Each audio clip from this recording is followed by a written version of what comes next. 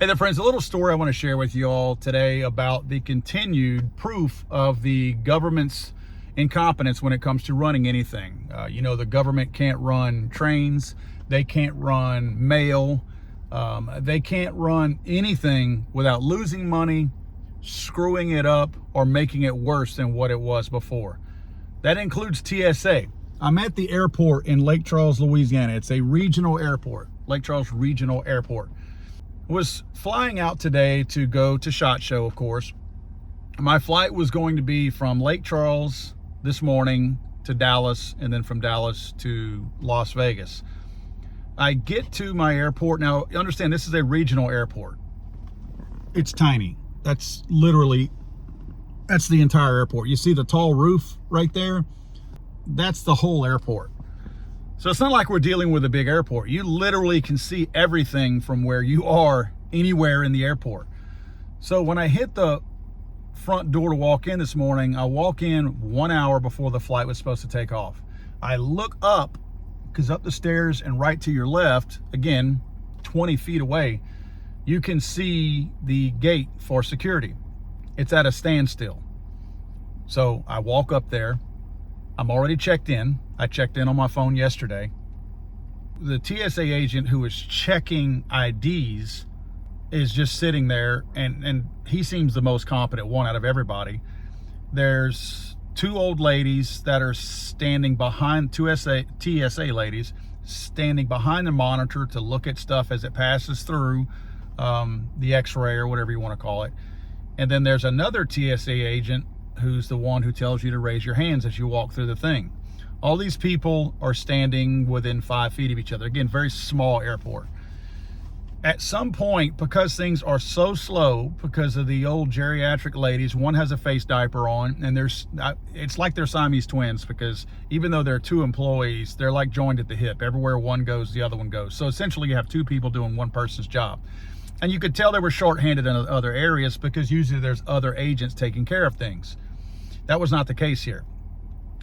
They were definitely shorthanded, because there looked like a gender warrior that showed up a little bit later on, much later, after most of us had tried to go through security, that showed up with an attitude and tried to assume whatever responsibilities those might have been. So the guy checking your driver's license before you walk in and start putting your luggage on the little carrier, he finally closes the thing off in front of a guy in front of me. Like there was me and then a guy in front of me, and I think there were about 6 or 8 people behind me. He closes it off to go help, because you can see nothing's happening, nothing's going on. So he goes in there to help them. Things start to move. Finally, he comes back out, opens the thing back up, checks the guy's ID in front of me, checks mine, and we go back through.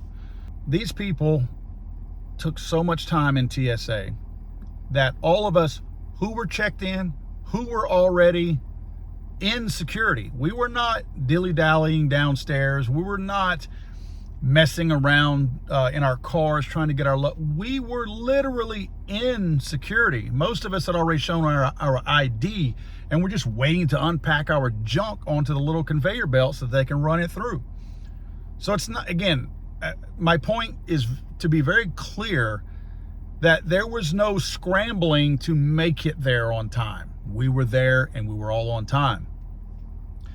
These people unpack all of my luggage. I'm bringing books for book signings over there. They apparently can see books through the x-ray, but don't think the books, they look suspicious to them. So they have to unpack all of my books. All this time they're taking. Now remember, there is no sense of urgency during this whole time. Nobody is corresponding with the agents at the gate either to say, hey guys, y'all need to hurry it up. So I finally get through the gate, which again, you can see from the security checkpoint where we were. It's all glass. You can literally see the gate. Oh, I don't want to exaggerate. I will say probably 100 feet from there, but visibly you can see it. As I'm walking up, there's a guy in front of me, then there's me, then there's about 6 people. There's literally exactly 6 people behind me. They closed the door to the jetway. And I'm like, what are you doing? And the guy in front of me is asking the same thing. The lady's like, the captain, the pilot said that we had to close the gate, the jetway. We're like, why? Well, apparently they have, and I've Googled this and talked to some people this morning, the pilots have a set time that they have to close the door to the jetway and then taxi away from the jetway itself. And at that point, they're free and cleared. So as long as the pilot can close that door by a certain time, get everybody seated, and then pull away from the gate, he can stop, 15 feet from the gate. As long as he's pulled away, he's met his goal. So the pilot instructed them, with the airline knowing that 8 of us had not boarded, 8 of us who had checked in, 8 of us who were hung up in security literally for 27 minutes. We were in security for 27 minutes. We get there. It wasn't time for the flight to take off, by the way. The flight, it was not 5:48. It was probably 5:38, maybe, because it wasn't even close to time. Like, we sat there and looked at the plane out on the runway. Would not let the 8 of us get on the airplane that we had all paid for, because we sat in security for 27 minutes as TSA dilly-dallied and jacked around with the bottom feeder, low-hanging fruit, horrible people that nobody else in this world would hire. I wouldn't hire these people to pick dog crap up out of my yard. They're working at TSA. 27 minutes to get through security. And then we miss our flight. That's still sitting right there. It's not time to take off. It's not even time to take off. It was not 5:48. Like I said, maybe 5:38. We had plenty of time to get on the plane, get seated, and even still exit away or taxi away from the gate. Because of the bad weather up in Dallas this morning, that flight sat on the runway so many feet from the gate that they left early for 35 minutes before it took off. At least 35 minutes.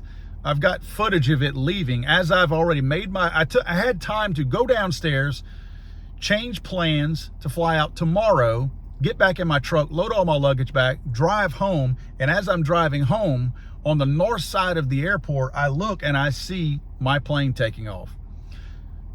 We all could have made this flight, all 8 of us. Now, if me or one other person had been late getting there and that one person hadn't gotten on the airplane, you could attribute it to somebody being late. There were 8 of us. 8 of us who were checked in. 8 of us. Remember now, if you fly often, you know this. There comes a certain time, especially in these regional airports, that if you're not through security by a certain point, they cut it off. They will close security so you can't get through security, right? So understand this. This is not like a major airport where you have people for 50,000 different flights, and I'm exaggerating, of course, going through security so they let everybody go. There's maybe 10 to 12 flights a day total that fly out of this airport. So there's 2 airlines, American and United. Both of them only have a handful of flights. So when you get to a certain point, if you've not gotten to that guy who's checking your ID to get through security, you're not going to get through. I don't care if you've checked in. You will not get through. Remember, we were all checked in. We were all standing in security, not waiting to get in security. We were standing there with our shoes off, waiting to go through the line. And the airline knew that we were there. They knew that we had cleared security. They knew that we were waiting to get through security. And they still let this captain close the door and keep us from getting on that airplane 10 minutes before we're supposed to take off. And then again, it sat on that runway for 35 minutes. My red ass is, of course, with the TSA. TSA was the holdup. My second red ass is with the pilot. Screw your bonus, dickhead. All of us are having to reschedule every flight out of this airport because, again, there's only a handful of flights. There's not a bunch. Every flight out of this airport is booked today. I'm flying out at 12 noon tomorrow. I'm getting to SHOT Show at 10 p.m. tomorrow night. 12 hours after my first appointment tomorrow morning at 10 a.m. Because the TSA, I look at root causes. The root cause is TSA. Did the airline screw up? Yes, the pilot did. The pilot was an ass for closing that door, knowing that 8 of us were not going to make that flight. And he knew that he wasn't leaving. Let's make that very clear. This pilot knew when he told them to close that door in our faces and stop 8 of us from getting on. He knew we were not, he knew that he was not going to leave.